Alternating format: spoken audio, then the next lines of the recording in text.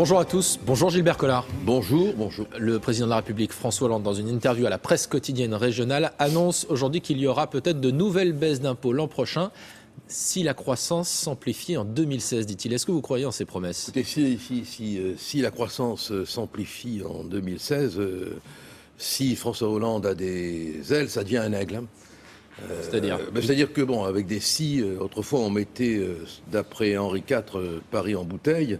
Avec François Hollande, avec des si, on met les imbéciles dans les urnes. Je ne crois pas du tout à ces promesses. La croissance est à l'état zéro. Donc il ne prend pas trop de risques en disant qu'elle pourrait s'améliorer. Hein. C'est comme si on disait d'un cadavre, il va peut-être aller mieux. Il se fout de nous, quoi.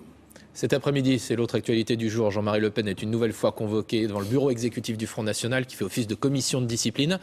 Est-ce qu'il faut exclure définitivement du FN Jean-Marie Le Pen ? D'abord, c'est la décision qui sera prise par le Conseil de discipline. C'est-à-dire, on ne peut pas s'auto-proclamer juge. Chacun a son opinion. Et la vôtre, c'est quoi ? Mais moi, vous savez, j'ai été le premier, je crois, on ne peut pas me l'enlever, à m'opposer aux propos que tenait Jean-Marie Le Pen. S'il maintient ses propos ? Je l'ai fait très directement. Hein.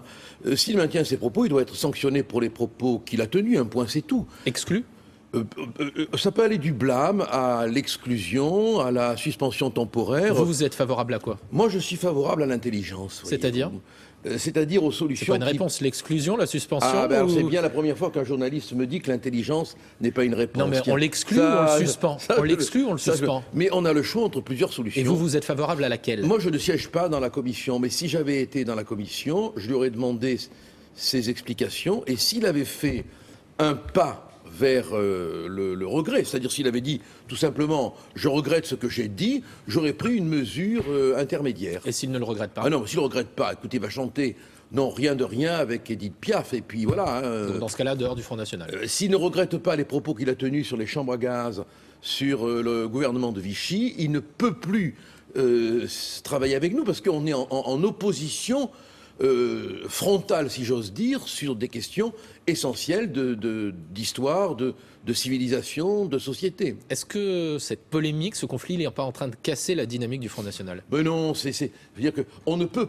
D'abord, il y a la personnalité de Jean-Marie Le Pen. Bon, au milieu de ce plat de nouilles de gens qui nous gouvernent, c'est quand même une figure. On ne va pas comparer Sarkozy... Donc ça ne donne pas une bonne image du Front National, un conflit familial, alors que c'est un parti qui veut gouverner demain. Mais non, la bonne image, elle sera donnée le jour où on mettra de l'ordre dans ce pays qui est un grand foutoir. Bon, c'est la querelle entre Jean-Marie Le Pen et le Front National pour les propos qu'il tient. Elles doivent quand même pas faire oublier le problème des migrants, l'état de l'économie qui est exsangue, zéro croissance. Bon, c'est ça le vrai problème, c'est pas Jean-Marie Le Pen. C'est un boulet pour le Front National. Mais écoutez, oui, il nous emmerde, bien sûr, oui. Ça vous a échappé ? Non. Il fait d'ailleurs planer encore deux menaces. Il dit peut-être, est-ce que vous y croyez qu'il se présentera contre sa petite fille en Provence-Alpes-Côte d'Azur ? Mais il a, écoutez, l'aspect théâtral. Ça, vous y croyez pas ? J'ai jamais dit ça. Si vous ne laissez pas le temps à celui qui est en face de vous de dégainer pour répondre, on va pas y arriver. Je pense que tout est possible venant de lui, parce que c'est un jusqu'au boutiste, et c'est l'aspect, moi, qui personnellement me plaît chez lui, quoi. Il va jusqu'au bout. Mais là, il est en train de faire du mal au pays qu'il aime, parce qu'on est les seuls à pouvoir apporter des solutions aux problèmes qui étranglent la France aujourd'hui. Au printemps, vous aviez dit qu'après la mise à l'écart de Jean-Marie Le Pen, plus rien ne s'opposait à ce que vous puissiez prendre votre carte au Front National. Est-ce que vous avez pris votre carte au Front National ? Ma femme a pris sa carte au Front National. Je ne demande pas mieux que de prendre ma carte, mais c'est Marine qui me demande de ne pas la prendre pour rester secrétaire général du Rassemblement Bleu Marine. Elle me dit que si je prends ma carte au Front, je ne peux plus assurer les fonctions de secrétaire général. J'ajoute que je suis apparenté Front National, donc je suis député FN. Mais j'ai une mission de rassemblement que Marine m'a confiée et que j'assume. Elle ne sera pas là cet après-midi au bureau exécutif, tout comme Florian Philippot, pour raison d'impartialité, dit-elle. Ça donne l'impression qu'elle se défile. Elle a peur de quoi ? Elle a peur de l'article 6, paragraphe 1 de la Convention européenne des droits de l'homme, et elle a raison, parce qu'elle est juriste. Le texte exige l'impartialité et la publicité. Elle ne peut pas, ayant pris parti, juger. Elle n'a pas une peur d'affronter son père en débat ? Je crois qu'elle a peur de rien, Marine. Le problème, il est bien là, c'est que Jean-Marie n'a peur de rien, Marine n'a peur de rien. Et j'ajouterais que moi aussi, je n'ai peur de rien. Je comprends donc ses caractères. Et il faudra cependant qu'à un moment donné, on arrive à tourner cette page qui relève beaucoup plus du feuilleton que de la politique. Le fait qu'ils disent qu'en 2017, si rien ne change, il ne votera pas pour elle, c'est du Bien spectacle. sûr qu'il votera pour elle, bien sûr, bien sûr. Vous n'avez aucun doute là-dessus. Attendez, vous avez déjà vu un Le Pen ne pas voter pour un Le Pen?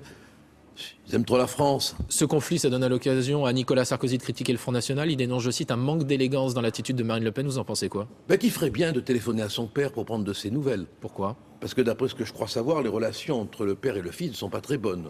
Moi, j'ai eu l'occasion, lors de la signature dans un salon du livre, de voir papa Sarkozy.